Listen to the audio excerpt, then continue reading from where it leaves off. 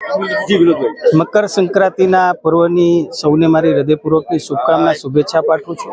અને વિશેષ રૂપે આપણે ગુજરાતની અંદર જોઈએ છીએ કે ઉત્તરાયણના પર્વની એક અનેરી વિશેષતા છે। આજે આકાશની અંદર આપણે જોઈ રહ્યા છીએ કે ચારે બાજુ પતંગો આપણને જોવા મળે છે અને એ પતંગ ઉત્સવની ઉજવણીના ભાગરૂપે આજે અમે ભુજ મધ્યે પણ સેવા વસ્તીના બાળકો સાથે એક અલગ જ પ્રકારનો અનેરો કાર્યક્રમ કર્યો હતો। એમની અમે પતંગ પણ વિતરણ કર્યા હતા અને એમની સાથે અમે પતંગ પણ અહીંયા ચગાવી કરી અને એમના આનંદમાં અમે બધા સહભાગી થઈ કરીને એક અલગ જ પ્રકારનો કાર્યક્રમ અમે ભુજ મધ્યે કર્યો હતો।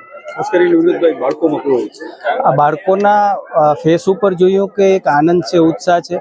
આજે એમના વાલીને કહેવું પડે કે તમે અમને પતંગ લઈ આપો, તમે અમને ફિરકી લઈ આપો। અમે સામેથી ચાલી કરી અને બાળકોને અહીંયા બોલાવી કરી અને મોટી સંખ્યામાં બાળકોને બોલાવ્યા હતા અને એમને જેટલા પણ પતંગો જોઈતા હતા, જેટલી પણ ફિરકી જોઈતી હતી અમે આપી। એટલે એક અલગ જ પ્રકારનો એમને આજે આનંદ અમને જોવા મળ્યો।